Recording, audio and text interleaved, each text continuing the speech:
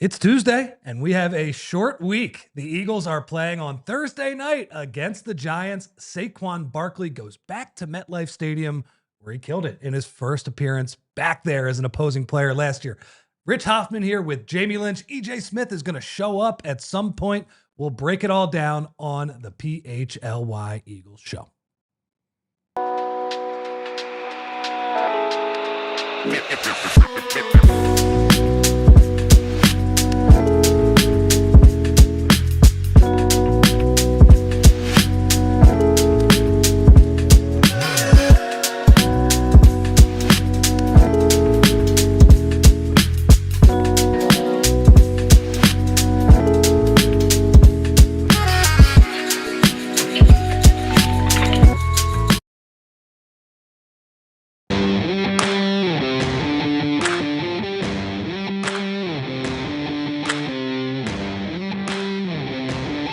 Hello, everybody.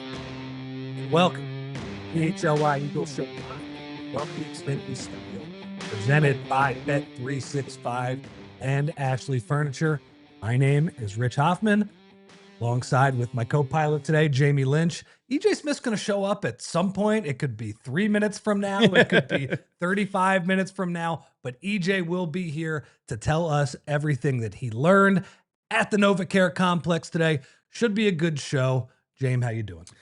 Well, no other sports will affect my mood today, Rich, because we're here to talk about the Eagles and the Eagles only. But last night sucked. Sunday sucked. Last Saturday night sucked. So it's time to flush the turds and move on to positive thoughts. And hopefully that's the New York Giants being a slump buster here for the Birds. Man, it's been a brutal few days. Been a brutal. Well, we do have the Union supporter shield, so shout out to the Union. I know Andrew Frazier, who's producing our show today, was pumped up about that one. Oh yeah, but yeah, that's all we got. That's all we got.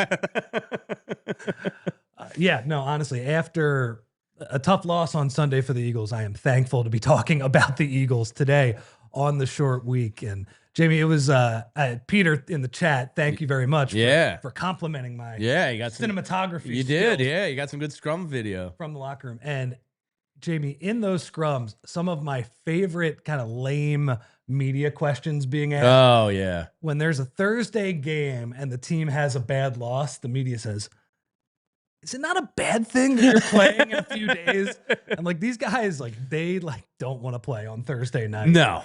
I mean, I guess the positive is you do get 10 days off. It's the quote unquote infamous mini bye. My favorite nonsensical moment from your footage on Sunday in the locker room was Dave Uram asking AJ Brown about the defense letting up points and him just looking at him going, man, that's a crazy question.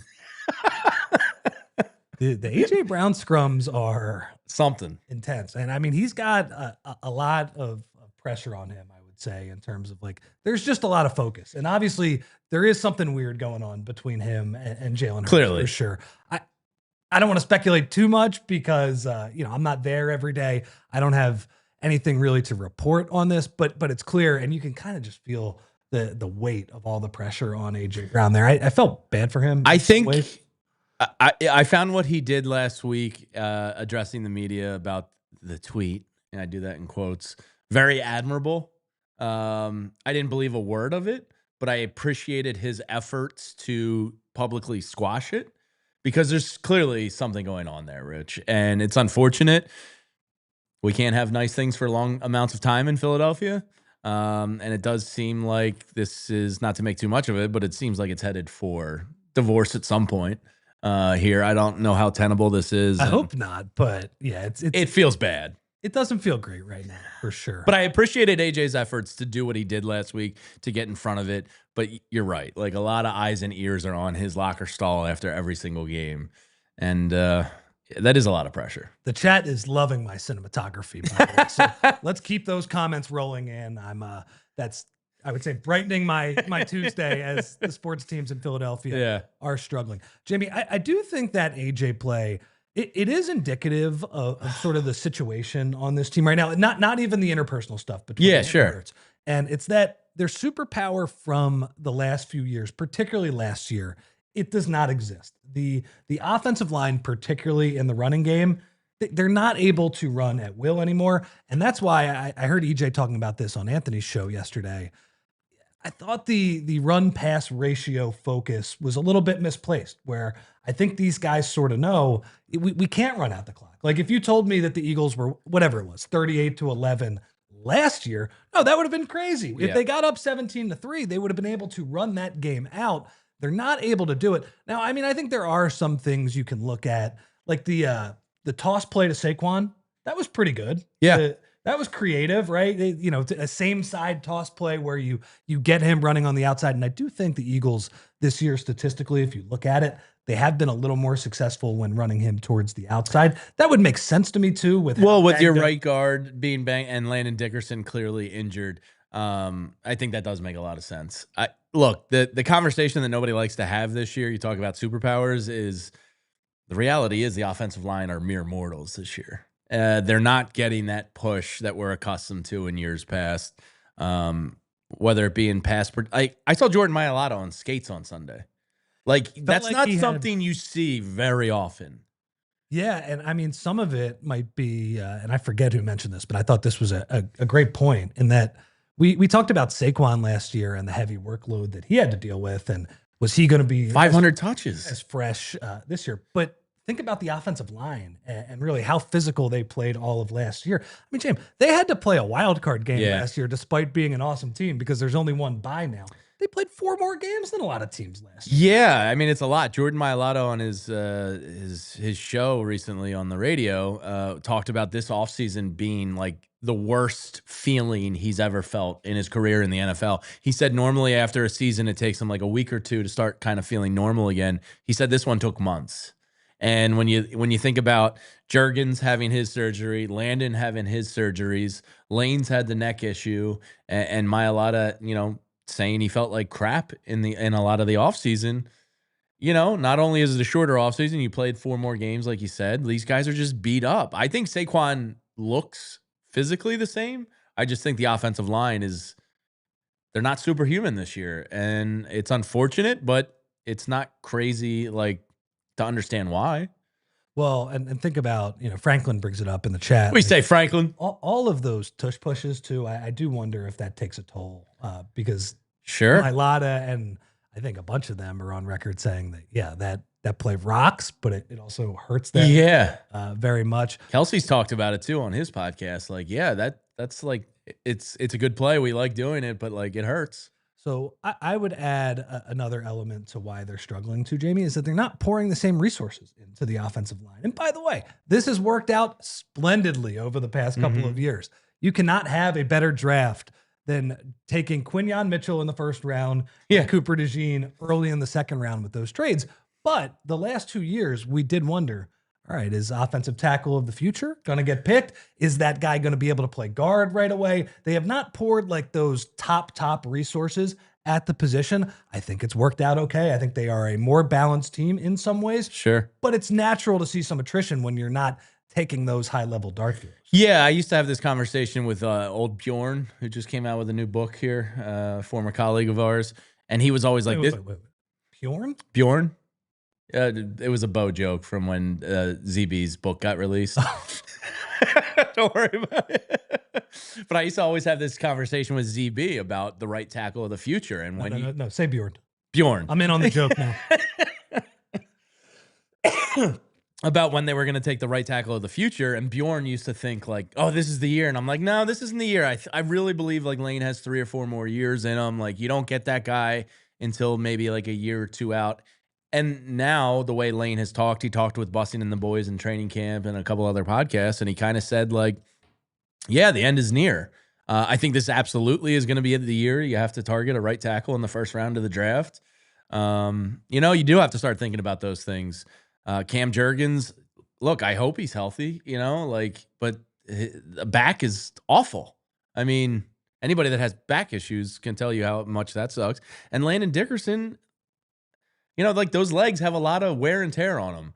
So he worries me about his long-term. Oh, yeah, big time. But look, I mean, it's part of it is that he's a warrior and he plays through everything, but he's also a guy who's been hurt throughout his career. By the way, Bjorn definitely knows some great Scandinavian food cities. You think Bjorn's eaten a horse before? Sure. Yeah. Stockholm, great food city. Awesome. Great food city. I've always wanted to go, but maybe one day. Reykjavik, great food city. Yeah. So, yeah. Look, it is what it is. You know, like the offensive line's human. And the problem is they don't really have an identity on offense. No. They don't have something that they can fall back on. Old Pat Phoenix in the chat says another good thing. Like they are going to have to focus on getting an edge rusher in here too. So like, I can't believe we're talking about first round picks, but like it lended to the offensive line conversation. Yeah. Like those are probably your two needs of like needing to add some young talent because the defensive edge group is, I know Vic talked about it today and we're going to talk about it, but you know, that's a little bit of an area of concern too. You're not getting organic pressure from your edges, and Nolan Smith going out, he's the guy you expected to take that kind of next leap to the next level. You didn't see it in a very small sample size, and I'm not concerned about Nolan in the future, but he's not there right now. So you are going to have to fight. That first round pick this year is going to be an interesting discussion internally. Like you're probably going to need a Lane Johnson replacement if you're drafting at the back of the end of the first round, and you're probably going to need some edge help too. So that's going to be a good battle internally. It's also going to depend on where they are in the draft, and hopefully they 32nd again. Of they course, get it together. Yeah. Yeah. Hey, look, 32nd could have gotten Josh Simmons. Could have gotten pretty close to Josh Simmons. Yeah. And look, ultimately these concerns that we have, offensive line, maybe edge group or whatever, they're not insurmountable. Like there's still a very good football team there, and like they can overcome these things. Do you think they're not a very good football team right now? They're a winning football team, maybe not a very good football team, but I think that's the sign of there being a good football team in there, if that makes sense. Oh, I think there's definitely a possibility there's a good football team. Yeah, and I think they're leaving a lot of meat on the bone. And I think the offensive line, if they're able to get healthy and feel like themselves again and get that push and establish a running game and maybe open up some more passing game, I think that's probably the key to this offense, figuring it out. Like, I'm not concerned about Jalen. I'm not concerned about AJ and Devontae or Saquon. I'm a little concerned. A little bit concerned. That's fair. But I'm most concerned about the offensive line and the lack of what they've been the past couple of years. Well, and Jimmy, but I thought the AJ play where he stopped on that route was indicative of, the offensive line is not going to be able to just end the game for you, basically, by just hand the ball off to Saquon, give Jalen great pass protection. So these skill guys are going to have to play at a really, really high level. And some of this is that it's different from 2023. 2023, the book on Jalen Hurts was just blitz him like crazy. Mm-hmm. And now teams are starting to run those sim pressures. They're starting to drop 7, 8 guys into the route, and the Eagles, for whatever reason, are not able to pick them apart. Saw Baldy on Anthony's show talk about how bad they are at the scramble drill. It's again, like some of the plays, like the Eagles' offensive line was not great in the game on Sunday, but they also had enough reps in pass protection where I felt like they held up, and it's like, man, they should be able to hit a bigger play at some point here. Yeah. The Devontae one was the one where I was like, all right, they're going to snap back into form. They figured it out. That was a 57-yard play. Like, that's huge. And if he let him a little bit more, the quiet part of my brain's like, that could have been a touchdown. But I'm not going to complain about a 57-yard. I didn't go back and look at that. Yeah, I think it was slightly underthrown, but it's not a real issue. 50 yards. Yeah, I'll take it at this current state. But the AJ one, like, man, that was a touchdown. And I understand where he's coming from. Like, mentally, he's probably run that route, because it's not technically supposed to come to him. And he did see the arm pump. So he probably thought, like, that's not going to come to me, and just took it's human nature, right? Like, these guys can't be perfect all the time. But optically, after the past, like, week or two and what they've been through, that was a tough look.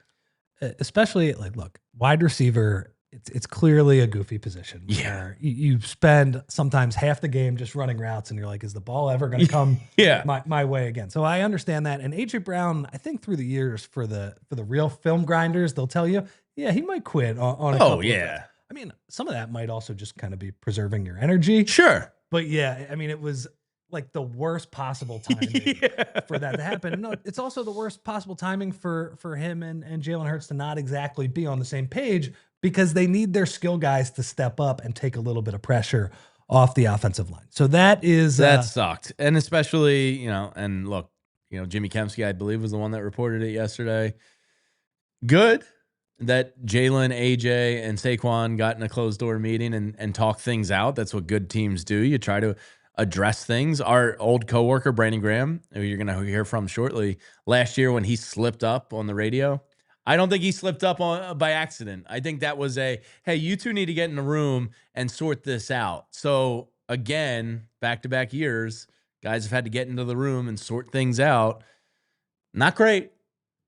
I mean, I'm just thinking about all of the times that I have let something slip that I shouldn't have. And that BG moment was an all-time that was on the radio, and they still won the Super Bowl after it was over. Yeah, because look, that's when these things are they're not insurmountable.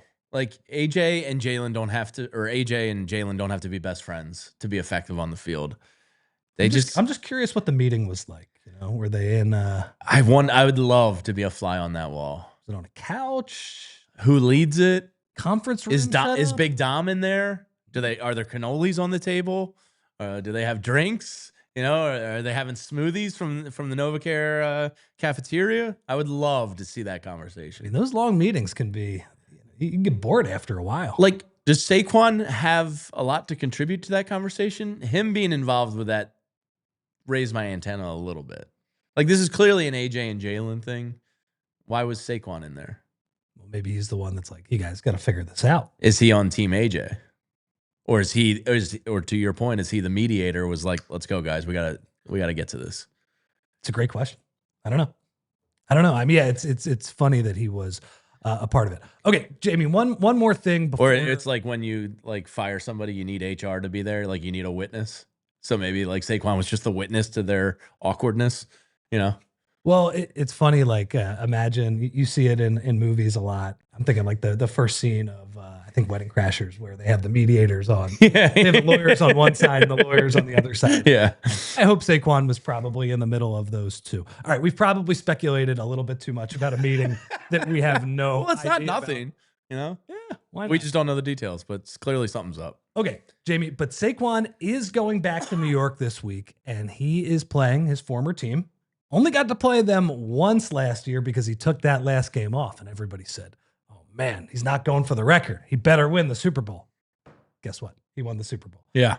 But in his first game last year, when the offense had that superpower, remember that? Running the ball, I mean, it was just a beautiful performance. 17 carries, 176 yards, a touchdown. I think there were a couple tush pushes in there that he really could have wrapped it up. Was this touchdown, if I remember, it was a fairly long run, wasn't it? Like a 60-plus yarder? Is this one of the ones where he was smacking himself on the head? 68-yarder? Yeah. I think he was smacking himself on the head. He was so excited to be scoring at MetLife Field versus the team that kind of scorned him. Those were fun times. Hopefully the running game can return to that because, man, 10.4 yards per carry, Rich, that'd be pretty nice to see. That would be awesome. Yeah. I mean, well, it's so funny too that how the conversation turned into, man, you got to get Saquon more touches. And if this was last year, I completely agree. But I also do understand that running Saquon up the middle is that means 2nd and 8 at best right now. Last year, no, obviously he was hitting some of those gigantic plays.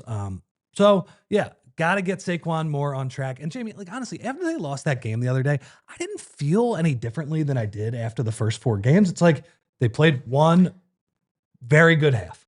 It wasn't exactly one half because obviously the fourth quarter was the one that really messed. Yeah, the first half of the third quarter was solid. The Saquon touchdown was a great call. They finally hit a big play to Saquon, but it's through the air. Yeah, and shout out Mina Kimes for nailing that one last week. The Broncos linebackers were the area to attack there.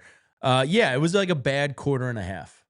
Yeah, and until they play a full game, it's like, all right, they're going to play stretches of each of these games where they look good. And that does make me feel a little bit better, to go back to your point that there is a good team in there. Okay, we've seen that. Yeah. For half of a lot of these games. Haven't seen 4 quarters yet. But then they also just play not just a bad half, but a terrible half where the offense is, I don't think they're last anymore in terms of 3-and-out percentage, but they're pretty darn close. Well, right after the Saquon touchdown, I think it was 3 3-and-outs right in a row. So Dainez can put that into his database and let us know where they rank now. But Yeah, I mean, that was kind of the game right there. Was you go 3-3 and outs after that play? So what they did was they played half of a game very well, half of a game very poorly. That's what's happened for this whole season, basically.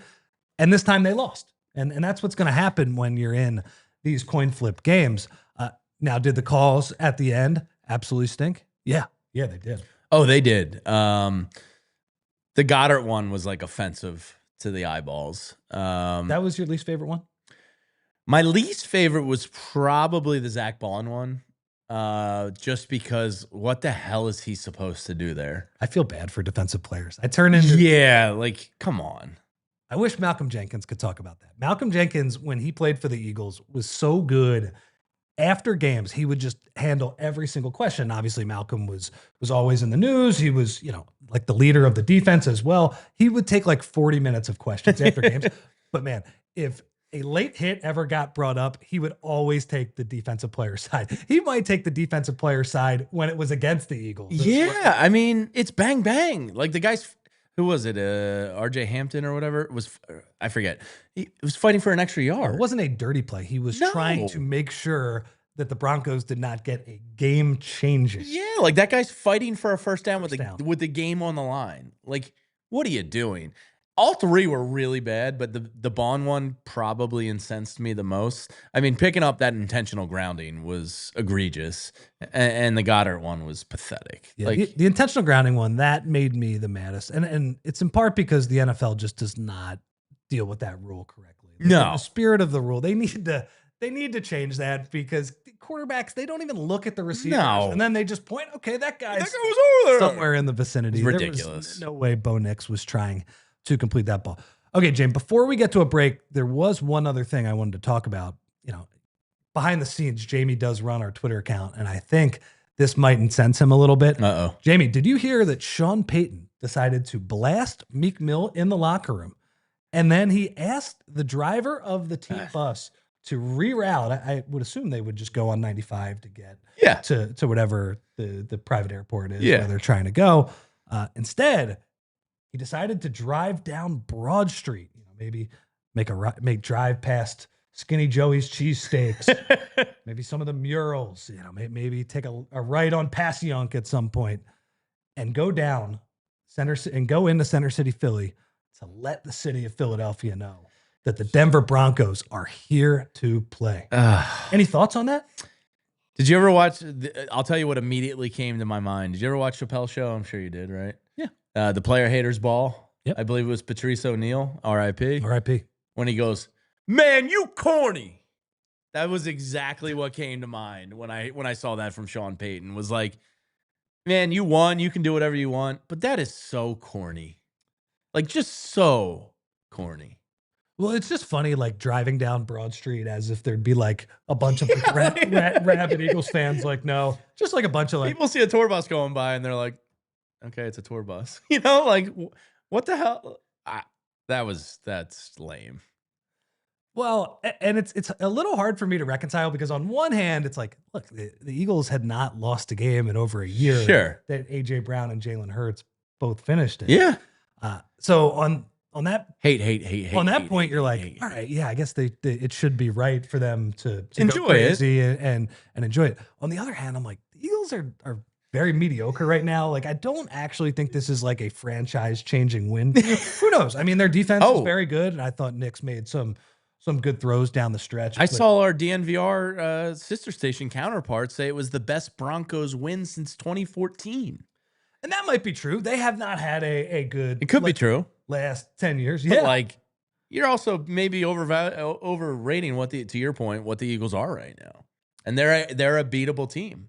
They've been in at look, I don't think they're going to lose to the Giants or lose to bad teams. Like, I still think there's a good team in there, but they've been playing with fire. Jalen after the game was like, yeah, those things don't bite you until they bite you. And Sunday it bit them finally. So, it is what it is. Anyway, I'm just saying, we'll write that down in the notebook. Yeah, Sean Payton, you corny. And see what the Denver Broncos do the rest of the year. And guys, if you start to lose some games, we might incorporate that drive down.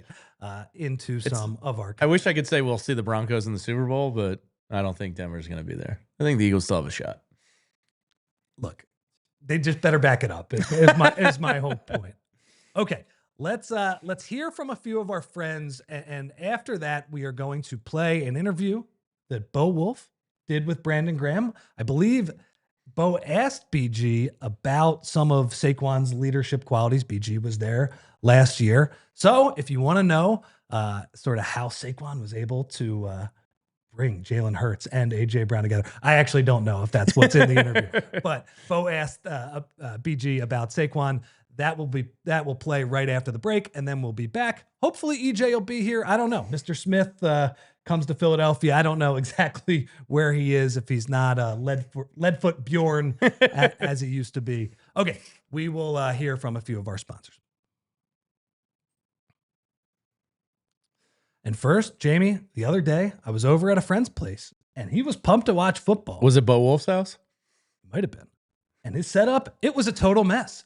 Lagging, buffering, and switching between apps trying to find the game. He claimed he was a big fan, but when I was there, I felt like I had been fan-fished.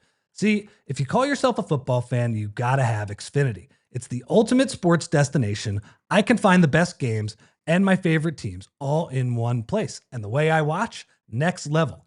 It's the perfect fan flex. I've got all the action right there in my living room. Plus, Xfinity's best picture and sound with enhanced 4K is so clear that it feels like I'm in the link. Sometimes I've got 4 games going at once too, because why not? And on top of that, I get real-time notifications and live stats right there on my TV.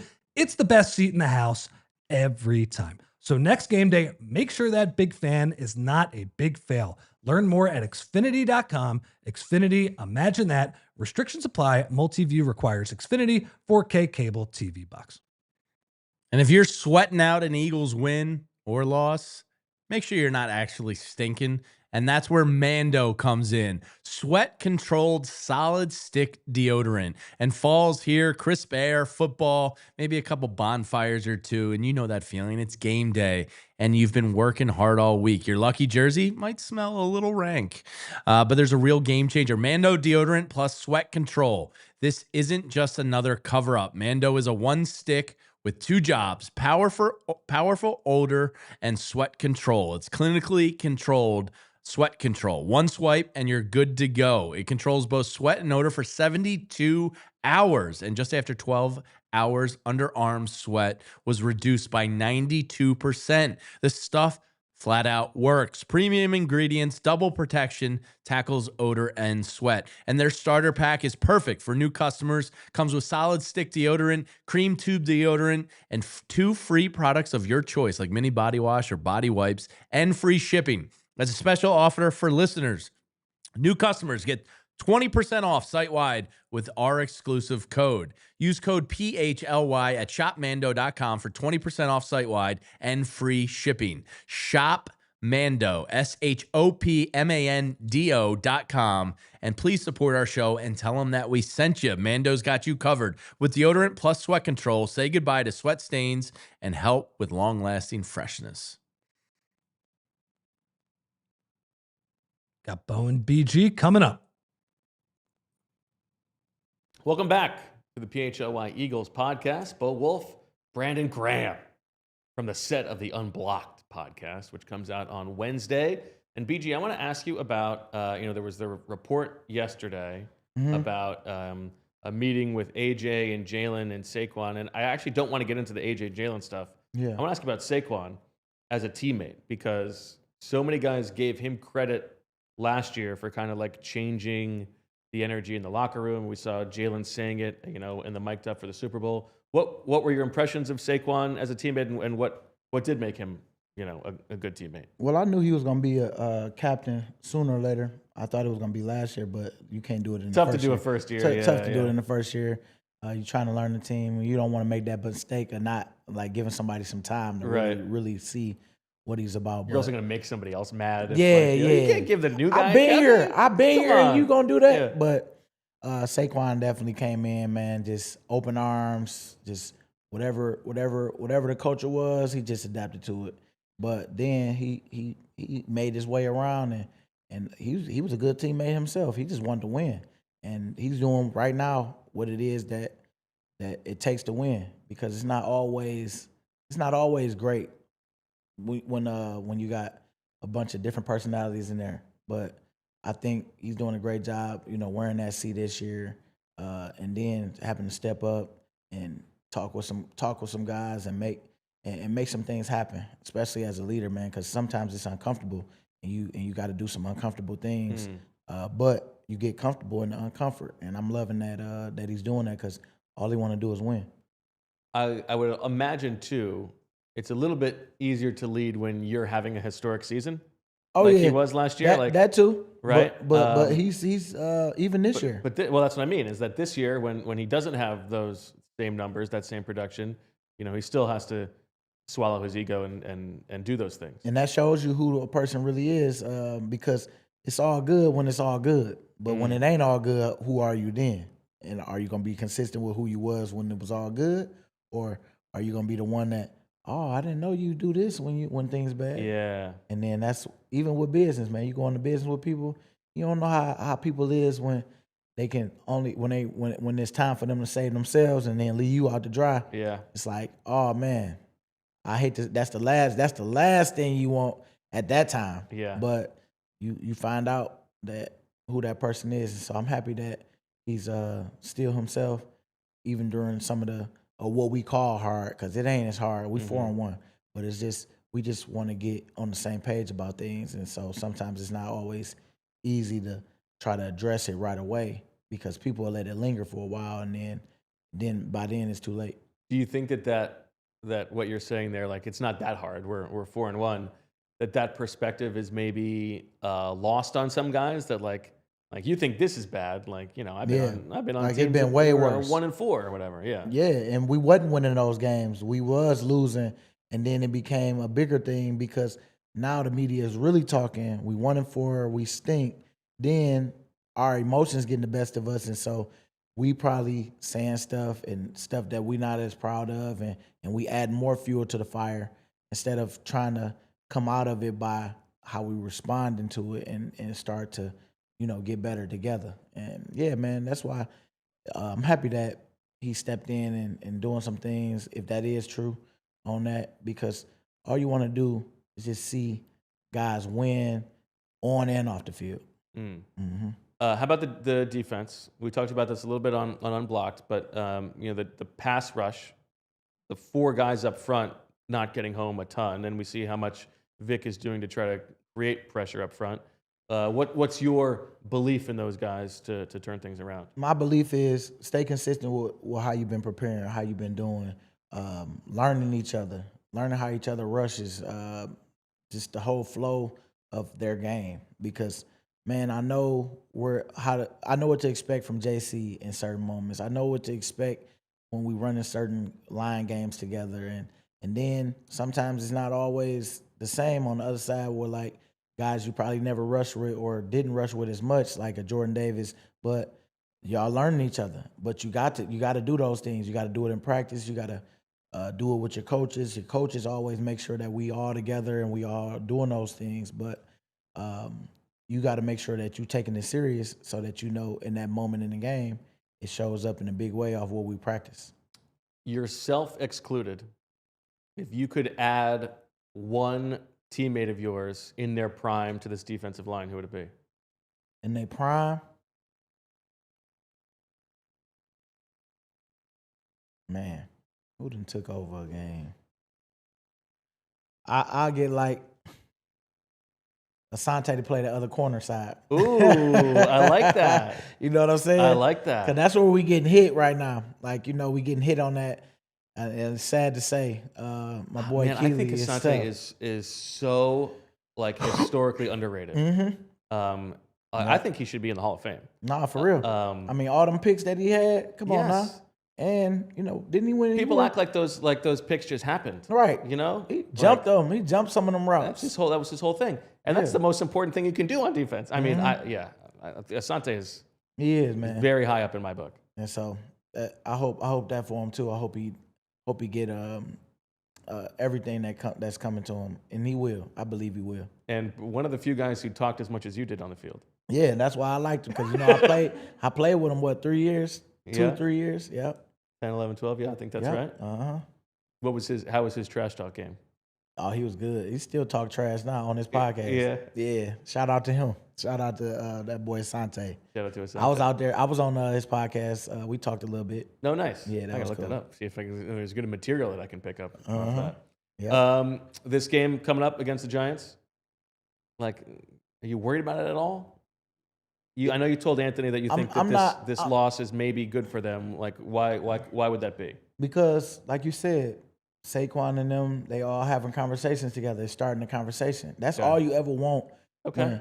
When things are not up to the standard that you want it to be, you want people to start the conversation, because sometimes we can just kind of let it go and say, oh, it's going to get right. But no, sometimes you got to put in a little work, a little effort. And I love that's what they're doing, because, man, sometimes it's needed. And you feel a lot better as a player, because you got a little more understanding of something that you might have been getting wrong by yourself. Got it. Okay. I mean, you're not worried about this Giants game at all? I'm not worried about it at all. I think those guys are having those conversations. It's only gonna make us even stronger as a team and better together. And man, we see that they got the passing game up to a little standard, but now let's have our balanced attack that we know, and let's play these situations the best, because Nick Sirianni is one of the best of them, I would say, in situational ball. And so let everybody do their job, and everybody show up and do their part. I mentioned this on the podcast, and we never circled back to it. But I was at the game 1 of the Phillies game, and there you are up on the board, getting everybody psyched. When did you record that? I recorded that in this year. Actually, it was this year. It was probably June. Okay. Yeah, maybe May. Do you ever get tired of seeing your own face? No. But like, here comes another BG commercial. I'm not naive to think that people don't. And then, it's funny, because, some people be like, dang, BG, you everywhere. Hey, man, look, I'm working. Yeah. And that's it. That's just how I look at it. But I do. Also, that's money, Like, yeah, it's also an opportunity that you don't always get at this time. Right. Because I could have been retired and then not nowhere. Right. And so I'm thankful for that. But just know. But I like the idea of at least your wife being like, "Could I just have enough of BG, please?" Like, I know. on another commercial, come on. Oh yeah, nah, baby girl and them, baby boy, they love it. Cause when we was all at the game, that's all they kept saying. That's you, Daddy, on TV, on the screen. Cause I didn't even know that I'd be on the screen like that up in Lincoln Financial. Yeah. Mm-hmm. Okay. That's all I got for you this week. BG, it's a short week, yeah. It's a short conversation. That's week. That's fine. Let's We got go. much more to come on the PHLY Eagles podcast. Thank you to Brandon Graham. We'll talk to you later. And we're back on the PHLY Eagles show, live from the Xfinity studio, presented by Bet365 and Ashley Furniture. My name is Rich Hofmann. I am here with Jamie Lynch, and look who's here. Hey. EJ Smith shows up during the break here. EJ, how you doing? I'm doing well. I feel like I timed this almost perfect. It was perfect. Yeah, we showed up. were talking pre-show. We were like, man, if EJ shows up during the Brandon Graham segment, he can slide right in. Synergy. It's beautiful. Yeah. No, it's good to be back. I appreciate you guys keeping the studio warm for us. But no, I figured this is like, people have been asking me what it's like doing a daily podcast. And I just got to say, I get excited about coming into the studio and talking about the Eagles. So Absolutely. yeah, I felt like I needed to come in and get my fix on an Eagles talk here. Okay, so let's go right to getting your fix right now. What did you learn today? I believe Vic Fangio was the only one who talked. Yes. And then Patullo's Kevin talking Patullo's- in the night? We'll talk later. Yeah, like five something. After dark with Yeah. Patullo? This is a very Vic Fangio, this is very on brand for Vic Fangio, that it's I usually talk in the early afternoon. So I'm going to stick with it. This is my routine. Not going to change the whole schedule just because of a Thursday night game. So no, we came in early to hear from Vic Fangio. I thought there were a few notable things that he talked about. I think probably the newsiest stuff was about Kelee, Ringo, and Nakobe Dean, their roles in the Eagles defense moving forward. So I did listen to this, EJ, but what did you make? It seemed like he sort of left the door open. Let's start with Kelee first, because he's the one who we definitely know is going to play this week. or be available to play this week. He got asked about Kelee in terms of, okay, why was he in the game last week if Adoree was available to play? And is that going to be the case moving forward? What did you make of his answers? Yeah, he said that it was a combination of Adoree Jaxson coming off of the injury, but also Kelee Ringo playing good enough is how he put it. And I honestly feel like that is how I would characterize the way that Kelee Ringo has played through the 2 games that he's had an expansive role. I think that there still is like that chaotic potential for Kelee Ringo in the Eagles defense. Like, obviously the pass interference call that was the flag was picked up. Like, that's kind of like the razor's edge you play with Kelee Ringo, a physical corner who can maybe be a little panicky when the ball is in the air. But honestly, it's not like Adoree Jaxson was playing well before that. I think that Kelee Ringo, honestly, reading between the lines of what Vic Fangio has said about Kelee Ringo, I think that they want him to develop some confidence in that role and really grow into it. So, I didn't take his answer as like necessarily like a negative for Kelee Ringo by any stretch of the imagination. If anything, I think he said at worst it would be both of them playing. Yeah, See, like that sounds bad.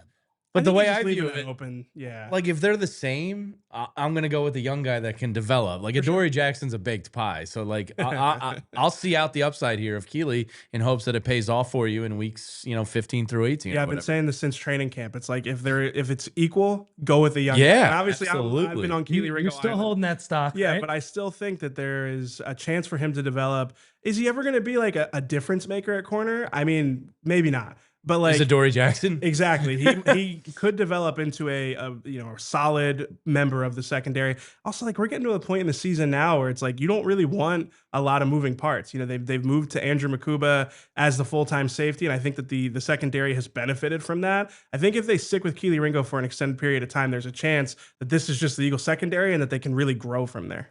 And even when Kelee Ringo did have that tough training camp, it felt like Vic Fangio's comments were, I would say, less Vic than usual, where at least he was, he was leaving the door open for Kelee to getting another shot. We saw that a couple weeks ago where he said, hey, look, Keelee's gonna get a chance here. Now, he probably knew that Adoree Jaxson was not going to be available for that game. But yeah, it does seem like he has some degree of a soft spot for him and does at least believe in, okay, this guy's got the tools, like, we're going to give him a shot. So I guess the last thing before we get to break, EJ, with all that in mind, I would be surprised if Kelee wasn't the starting corner this week against the I would be Bears. too. Yeah, I agree with him. I agree with you guys. Yeah, no, I think that I think he's done just enough, and he's kind of been on the edge a few times of making the play that kind of costs him that opportunity. But I think the way that Vic put it was a good way of putting it. Like he's played good enough to continue in that role. And by the way, EJ, before we get to the break, thank you for defending my boy Q's honor yesterday. That nasty Bo Wulf was coming after him,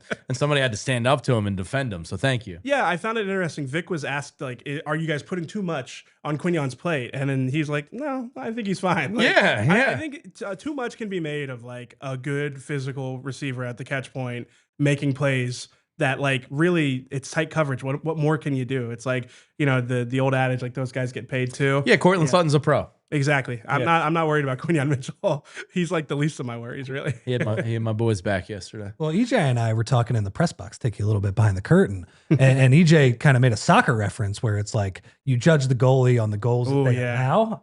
I mean, Quinyon gave up some catches the other day, but like some of those were good back shoulder throws. Yeah. And you sort of judge him on the completions that he gives up. I know he did slip on the one. That was an easier type of play. But if you're going to have to make, a 90th percentile throw, at least an A throw, that tends to show you that the corner is pretty good and knows what he's doing. I appreciate you bringing up the soccer analogy. I try to like keep them to a limit. But yeah, you judge the keeper by the goals that he allows. And if he is in great position and they're all just like absolute world-class strikes from outside the box, that changes the way you view a keeper. The same way with a corner. Like if he's in tight coverage and he gives up a catch, it's like, if it's the Isaiah Rodgers example where it's like, okay, this guy needs to be better at the catch point because this is a habit, the Ronald Darby, like he's always in good position. Like that's a different story. But when you look at the catches that Quinyon gave up in that game, it's like, come on, this guy's still really good. Yeah. I love a good cross sports analogy, and I love a little ad break. And we are going to hear from a couple of our friends right now. Guys, do you remember when BG strip sacked the GOAT for the first Philly Super Bowl ever? Well, now BG is bringing us his Crooked T strip sack pack so we can savor the flavor. Yes, it's big, it's heavy, and it's juicy. It's the kind of pack you want to show off. You already know Crooked Tea is 0 sugar and all flavor, and the strip sack pack is stuffed with 24 cans and collectible trading cards by Jordan Spector. Some cards are even signed by BG himself. Every case is packing heat.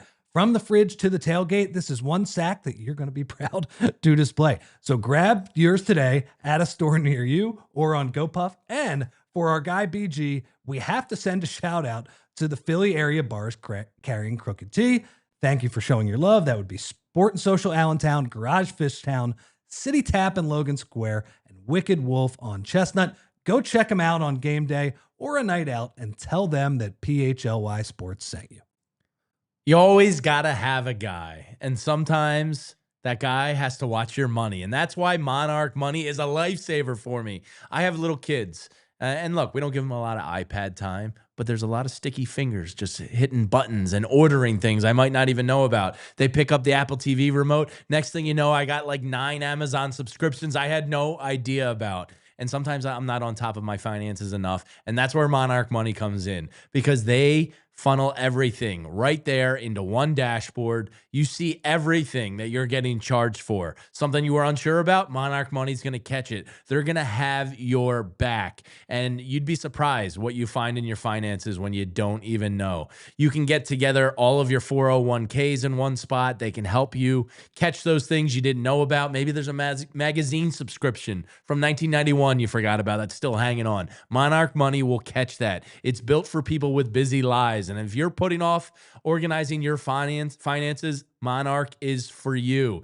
Named one of the best financial apps by the Wall Street Journal, the best budgeting app by others, CNBC's top fintech company in the world. Money can break up couples. Don't let that happen to you. Get Monarch Money. Don't let financial opportunities slip through the cracks. Use code PHLY at monarchmoney.com in your browser for half off your first year. That's 50% off your first year at monarchmoney.com with code PHLY.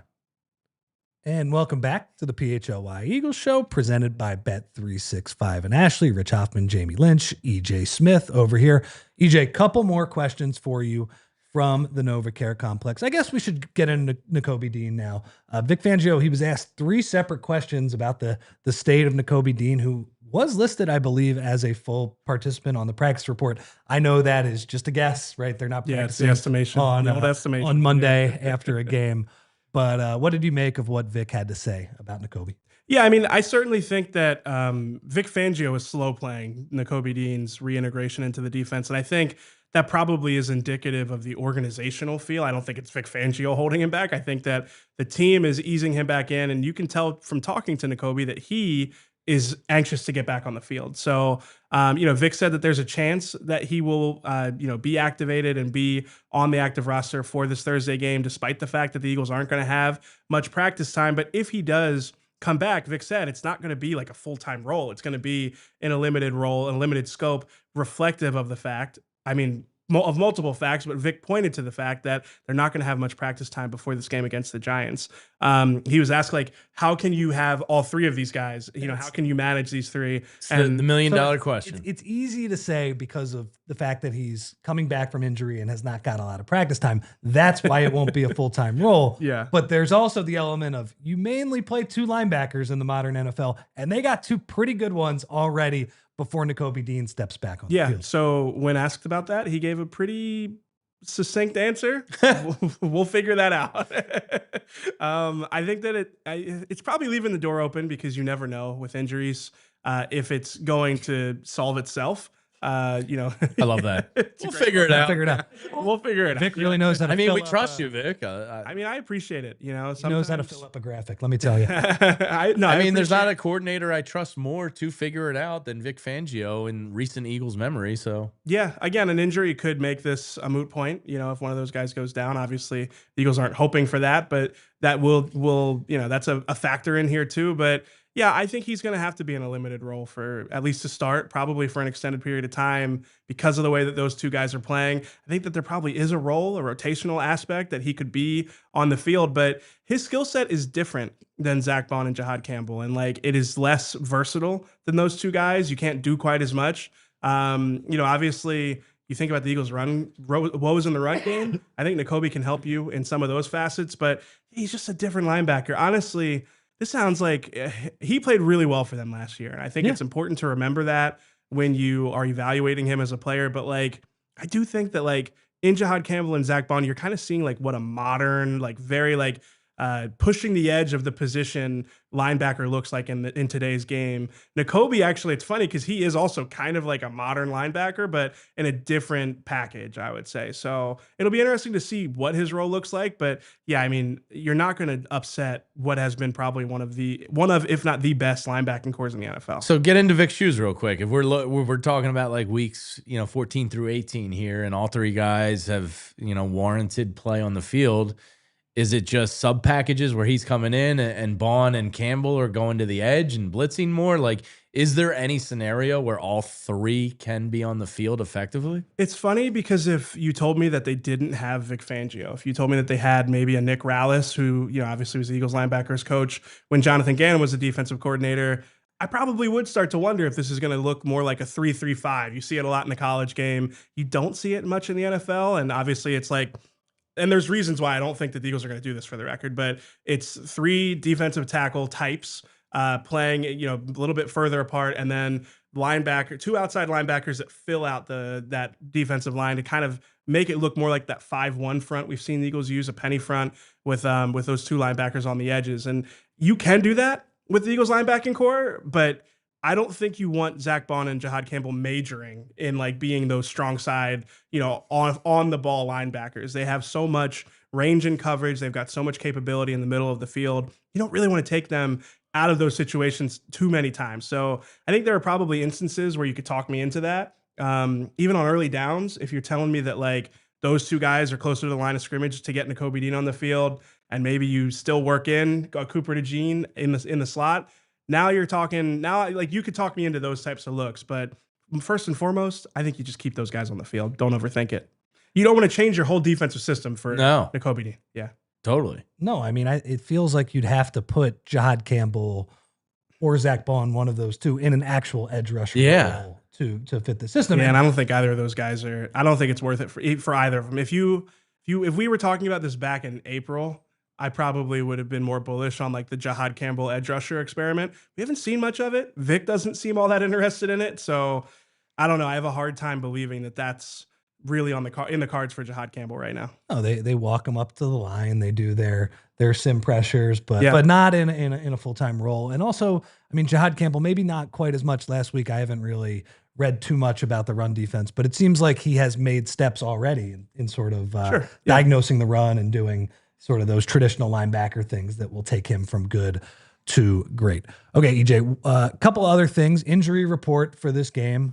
I believe we saw Saquon Barkley on it. Yeah. Saw Landon Dickerson on it and Grant Calcaterra on it. What's your read on what those guys are looking like for Thursday night? Don't rush anyone back to that field. Yeah, no, that's what I'm thinking about, the MetLife situation. Neighbors fantasy team. Ooh. I mean, Odell called it Death Life Field. Death Life Field is it's a great nickname. Good nickname. I saw my former colleague Jeff McClain reported that he thinks that Saquon Barkley will play and that Landon Dickerson's probably less likely. And so Grant Calcaterra also less likely.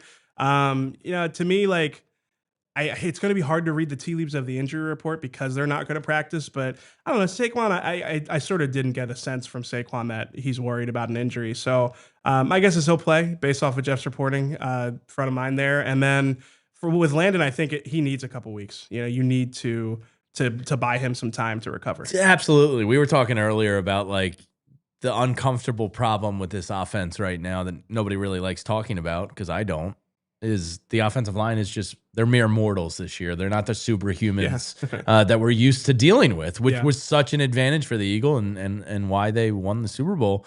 But Landon is number one. He's clearly hurt. He's clearly playing through pain. I'm giving that guy a couple weeks off in hopes that he can get right. Juergens, also maybe the mini bye can help him a little bit here before the real bye. But Lane, these guys are just beat up. Yeah, they're banged up. Yeah, I'm not rushing anybody back to the field here, and just in hopes they can get right.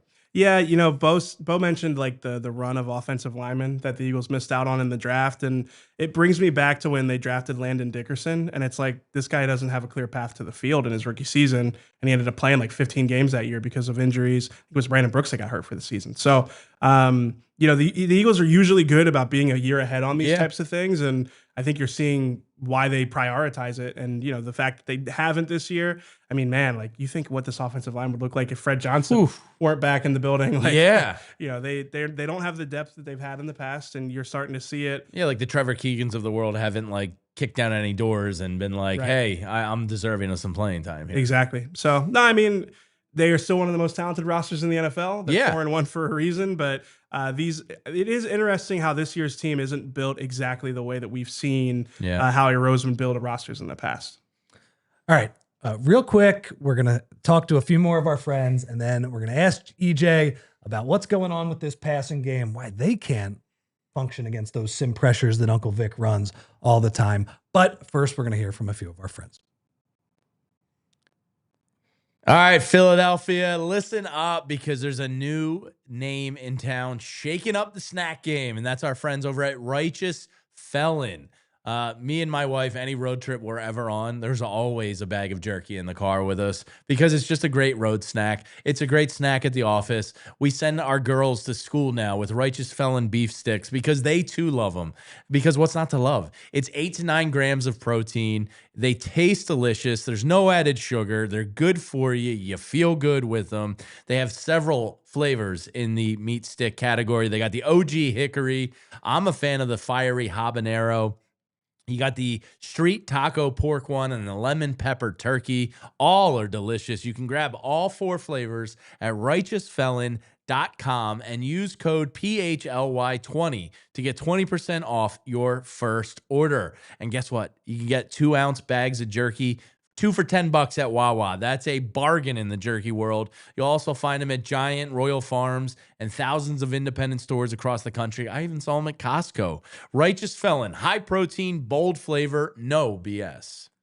And guys, we've all been there, trying to power through your weekend plans with a nagging injury or some stubborn pain. But when rest isn't cutting it, it is time to call in the experts, and that is why we at PHLY trust Rothman Orthopedics.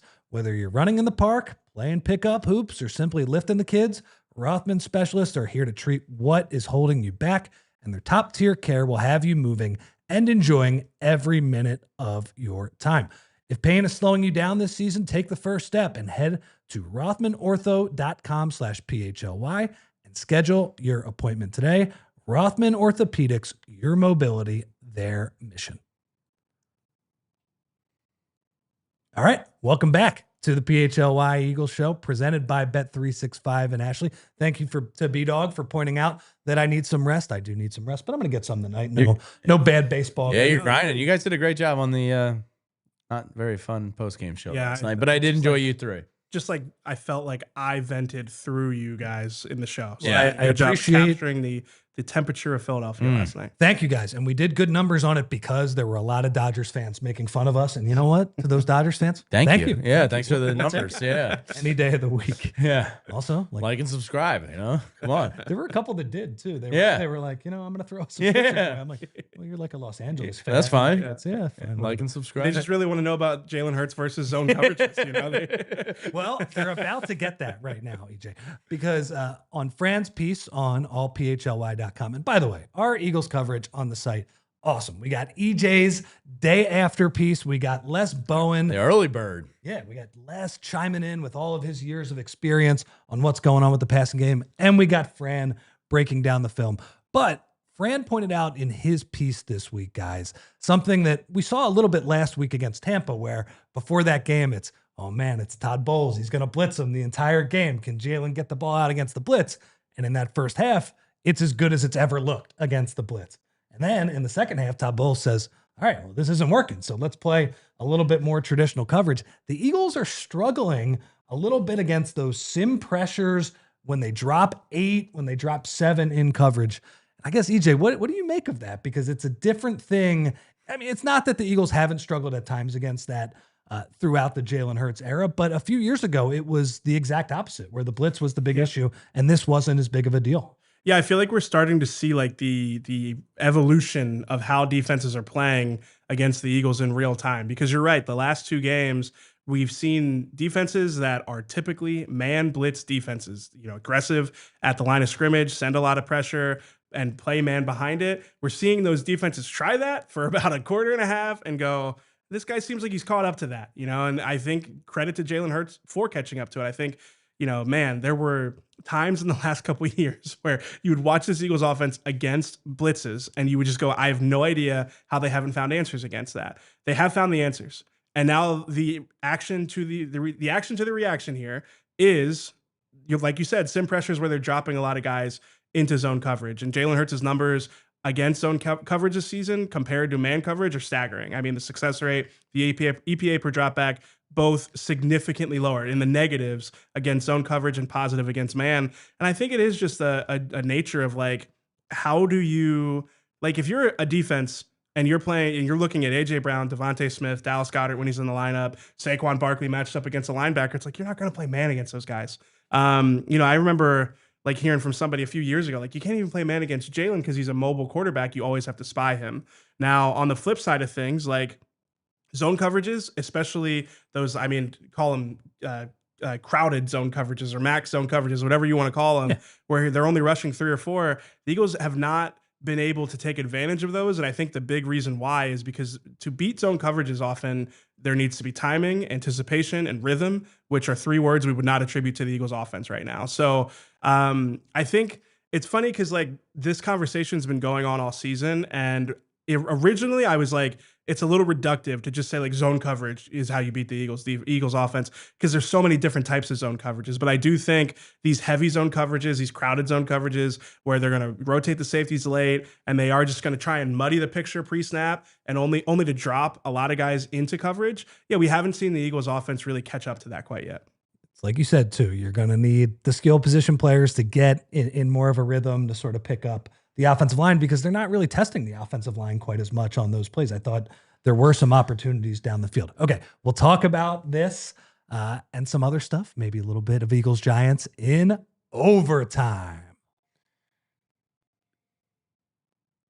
Real quick, EJ, on that, like when you were describing that, isn't the RPO, like, isn't this kind of the perfect counterpunch? I like the RPO the other day. You started to see more of it this past week than you had in the first 3 weeks. I think that's going to be important for them. Isn't that their counterpunch to this? I think that is always kind of the conventional wisdom, is that like, the nature of like an underneath hole defender in a like whether it's a linebacker or a safety, you can manipulate that player with the RPO game, and how much like the Eagles run game has been dominant and how much it's been struggling. I think the RPO game is really important. You saw instances on tape against the Broncos defense where guys are just flowing so hard downhill to Saquon Barkley that it opens up space in the RPO game. Like, I know people talked about, Saquon Barkley's production and his carries in that game. I think the RPO game is actually like a good thing that the Eagles are going to have to turn to with how much they've struggled in the run game. And like, I know that this is kind of like mental gymnastics here, but like Grant Calcaterra and Dallas Goedert combined for 40 yards in that game. I kind of chucked that in with the rushing total. Like, if you're running an RPO and you're chucking it out to the flat to Dallas Goedert or Grant Calcaterra, to me, that kind of is just like an extension of your run game.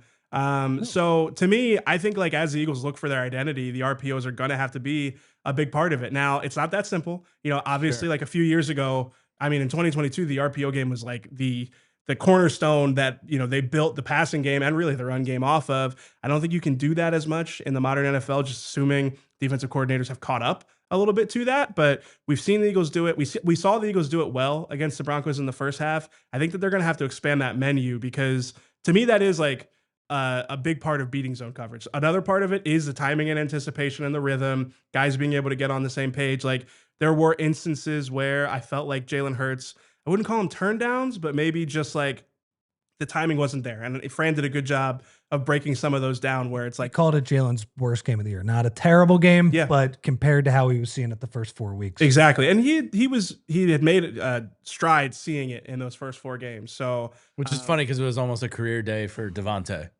Yeah. If he hits that AJ pass, it's like 300 Oh, the game's over. Yeah. We're not talking about a loss. It's a game of fine margins. But Yeah. no, I do think like it's funny. AJ Brown said this a couple of weeks ago. Like we're gonna keep getting zone coverage until we beat it. Yeah. And I think that is totally true. Like I was actually quite surprised with the Broncos how they came. Their approach in the beginning of the game surprised me. Like, you know, I said on the show, me and Daniz argued about it. Like, I was like, I don't think they're just going to go, yeah, we'll match up in man coverage against these guys and just hope for the best, which is kind of, it's not, it's maybe a little bit like oversimplified, but I do think like their plan going in was to be a man coverage team with heavy blitzes. And then, they realized like, oh, this version of the Eagles offense, you're better off rushing 3 from a weird place and dropping the rest of those guys in coverage. And I also think this is an extension of the run pass conversation, which I completely agreed with what you said. Yeah, those numbers don't look good just in the box score when it's, 38-11, whatever it is. But the Eagles have not run the ball very well so far this year. And like you said, the RPO game, you do have to add that in with the running game because they're taking away the run and Jalen's dumping it off to the tight ends on those short passes. But yeah, I mean, I think so much of this is they do need to get this running game going. And that's where you want Kevin Patullo to be creative. That's where you want your offensive coordinator to manufacture certain looks for certain players. Like there have to be ways to get Saquon Barkley the ball outside of let's just run inside zone. Like that same. Well, I was going to say he seems to be more successful to the outside this year than the inside, which is a reflection of the offensive line. Yeah, I think it's a reflection of the fact that Jordan Mailata, even Cam Jurgens dealing with the injury, Tyler Steen, all of these guys. Obviously, Lane Johnson's good at everything, so I think he's kind of a separate conversation. But he's beat up this year. He's but probably not the same Lane. I think especially with Jordan, Landon to a certain degree, Cam especially, and Steen. Those are athletic guys. Like getting them out in space, I think it works a lot better for what this run game can be. Like that same side toss play that they ran, like that. You see those guys getting downhill, getting to the second and third level, and chasing guys down. Like I've always found that to be one of the superpowers of the Eagles offensive line is that I always said with Kelsey, like the thing that made him special is that he could chase down, he was quick enough to chase down a linebacker or a safety and then powerful enough to knock him over when he gets to him. Like the Eagles have a lot of those guys up front. So I think the space game is going to be important for them in the run game. I think we saw that against the Broncos. It's just a matter of dialing that up more, having plans off of it.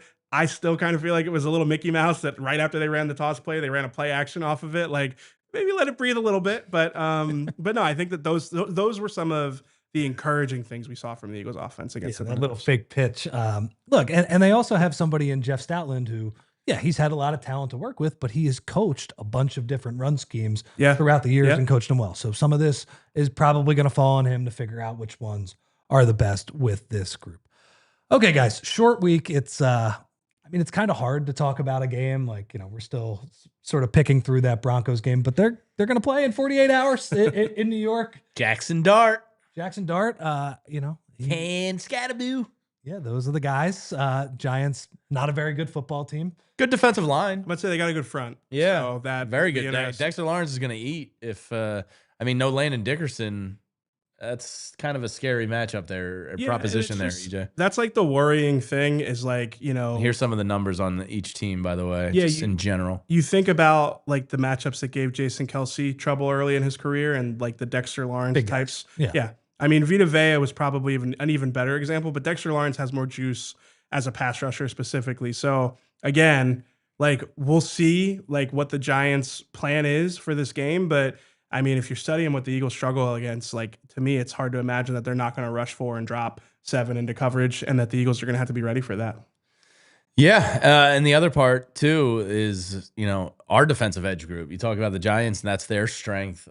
Our defensive edge group, I know Vic talked about it today and you can elaborate on that, but Quinyon, part of why he's hung out on an island on Sunday. Too much time. Is there's just absolutely no pressure organically from this Eagles defensive line. I can't imagine a short week is going to help them much. Yeah, it's interesting because I think that our experience with edge rushers in this town versus Vic's experience, coaching defenses, is at odds here. He's a little more realistic. Yeah, he just doesn't seem to care that much about the lack of production. And I'm sure he'd love to have difference makers, but I think, I found something Jalix Hunt said interesting Sorry, I just laughed at the comment. Radfrack said, the Ojolari revenge game. I'm coining it now. Yeah, I like So that one's off the table, EJ. You can't have that. He got some positive encouragement for Aziz today. Yeah, and I thought it was interesting that, we talked about how Vic has a soft spot for Kelee Ringo. He did mention that, like, he thinks that Jaxson has a really bright future today. And he doesn't, like, hand Throw out those out. Yeah, he Yeah. doesn't hand out compliments. So, and he also threw some shade at Houston Baptist and Cornell. He's like, those aren't exactly football factories. Wow. I laughed enough at that where I was like, kind of felt like the kid in school that got in trouble. like you probably shouldn't be laughing that much. I'm not sure. Houston that Vic Baptist catching appreciated that. strays. No, that was a good comment. I mean, I laughed at it, but I wasn't in a professional. Yeah, setting. exactly. But yeah, I just think like one thing that Jalen said last week that I found interesting is that like Vic's defenses are not set up for edge rushers to really like Thrive. to like you think about some of like the top guys in the league and the freedoms that they're afforded. Not wide nine stuff. here. Yeah, Vic does not give you those same freedoms. You've got more responsibilities. It's more of a read and react than just a go get the ball type of situation. Now, they still need more production from it. It feels like there's a trade to be made there at some point. Well, the Bengals just, they got Joe Flacco, so Trey Hendrickson pipe dreams might be off the table they're for going a to the couple Super weeks Bowl, here. right? Yeah. They're going for it. Yeah, they're pushing all in with Joe Flacco. But yes, it does feel like it feels like there's it feels like Howie's going to be working the phones here in the coming weeks. Yeah, but to me, it feels like Vic is less concerned about it than I think the numbers would indicate. Feels like with Jaxson Dart, one of the things that he has done, Jamie and I were calling him the dude perfect quarterback, in the offseason, some of those videos, but it does seem like he does make some plays with his legs. I also, he takes some insanely hard hits. As well. But that is something, it's only a couple weeks in the Jaxson Dart experience. I feel like if you got him 5 or 6 weeks down the line, he might be really banged up, as we've seen with some of these running quarterbacks. Jaden Daniels, we talked about, and I think it was after week 1. I was like, this kid's got to learn to stop taking hits. And Jaxson Dart is better built than Jaden Daniels, but I don't know why it takes these probably because they're trying to earn their way in the NFL. But yeah, you're right. Jaxson Dart, you got to stop taking hits, man. Well, and especially when you look at the Giants receiving core, not a loaded group by any means, and I think that's probably putting it lightly. But anyway, I think he's going to try and extend a bunch of plays with his legs, and that's something that the Eagles are going to have to deal with this week. Yeah, Vic mentioned his inclusion in the quarterback run game, and how that's something they have to be prepared for. Found it interesting that Jaxson Dart said over the offseason, I guess in the pre-draft process, that he models his game after Jalen Hurts. Yes, I remember that. Huh. Yeah, well, I like that. Yeah, I mean, top 5 quarterback probably in the league. Well, it's just something you don't hear all that often. No, you don't. Despite how good Jalen has been and how successful he has been throughout his career, it's not something you hear a ton of. Yeah, I wonder if there's going to be a genre of quarterback that starts to emulate some of the things that Jalen does. I mean, as more and more guys come into the league as dual threat quarterbacks, you'd think that it's a lot harder to say you model your game after Lamar or Josh Allen, and Jalen is a little bit more of a practical but still effective template. Yeah, I mean, when you talk about injuries, Like practical though. yeah, Jalen does a pretty good job for the most part. Now, when there's a play to lean into some contact, and if it's potential goal line, Jalen's going to lower his shoulder. And guys boom, always talk about his innate ability to avoid taking. But he's hits. he reminds me of Russell Wilson in a way, where Russell in his prime was always able to get out of bounds. You're gonna get me in trouble for that, because I've said that I think Jalen is reminiscent of Russell Wilson. EJ, me and you are way too simpatico this week here. But Russ was always very smart of getting out of bounds or getting down and curling out of a sack and just not. You're giving me a stink eyes. You don't like the Russell Wilson comparisons? No, I do. I would say the one difference is that, and this is not just on Jalen, Russell Wilson, some of those scrambles, he would kill you with throws. Oh, yeah. Eagles got to get better at that. Yeah.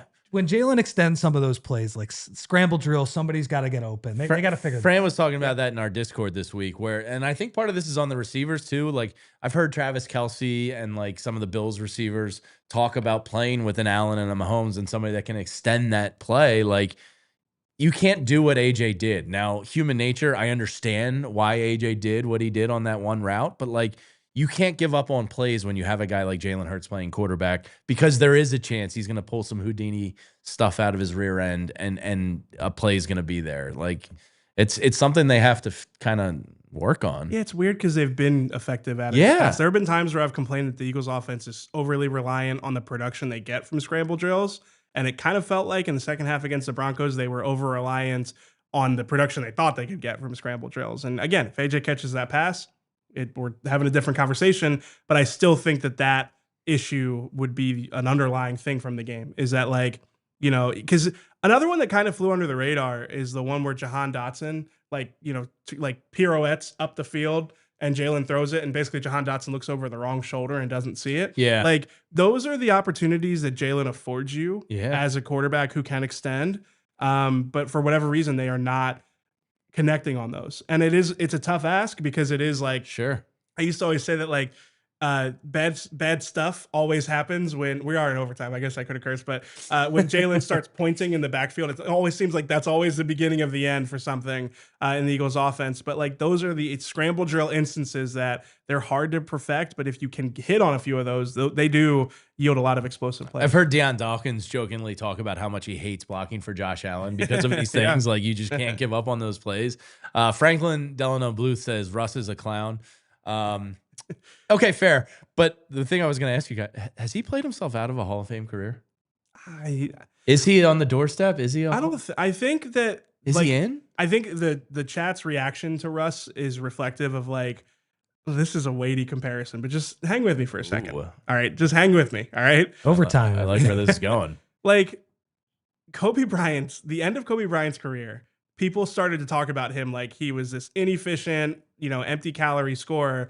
And then he retires, and 5 years later, everybody's like, no, that guy was pretty good.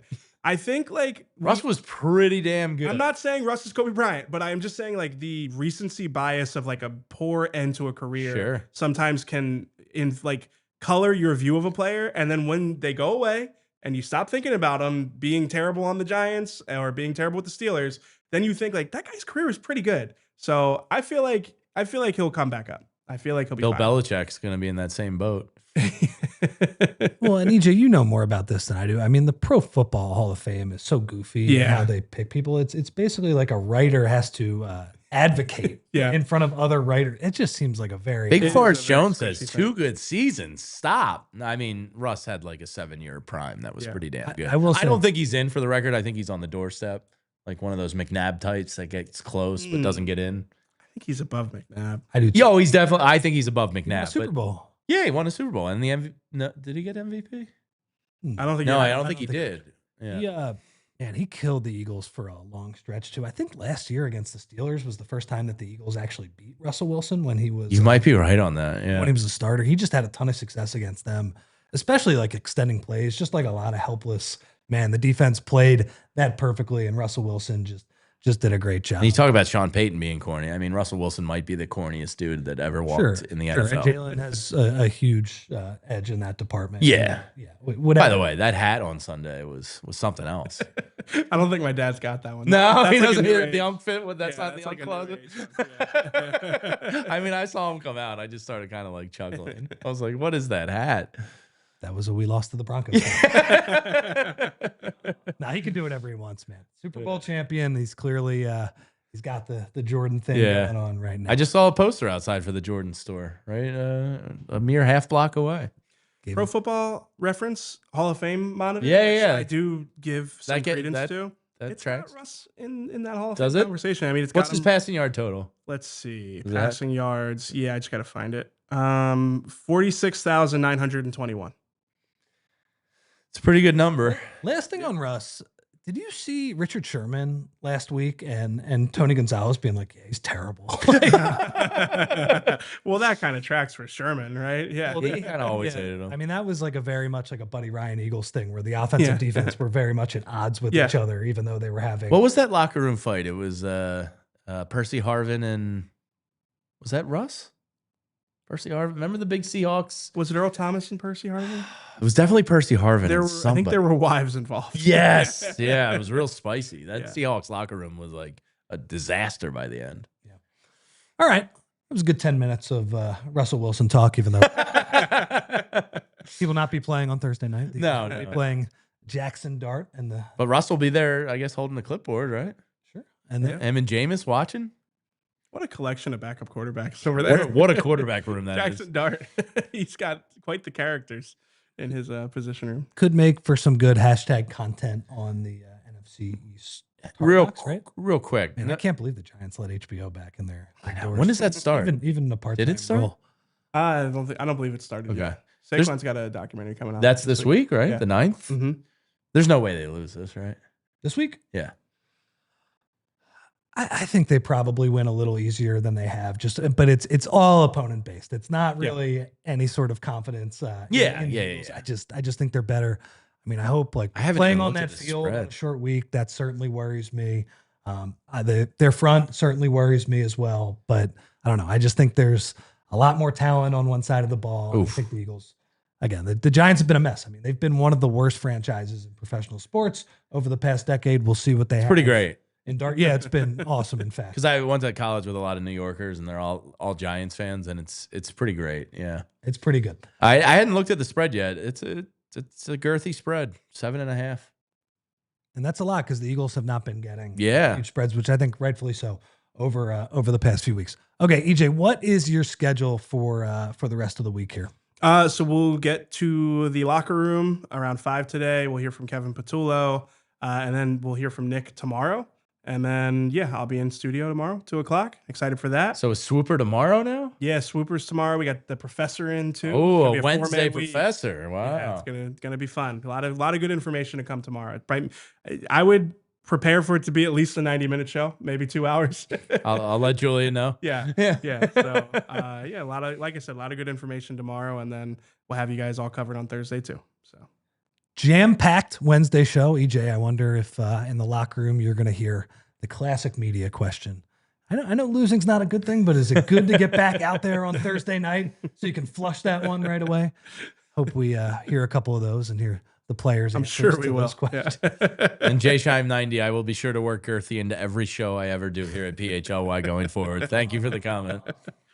Okay. On that note, that was the PHLY. Hit that like button before you get up here. Come on. Please hit the like button and subscribe if you haven't already. Thank you to Jamie. Thank you to EJ. Thank you to Andrew for his producing work here. My name is Rich Hofmann, and I will leave you with, we love you. We all silly like the mayor.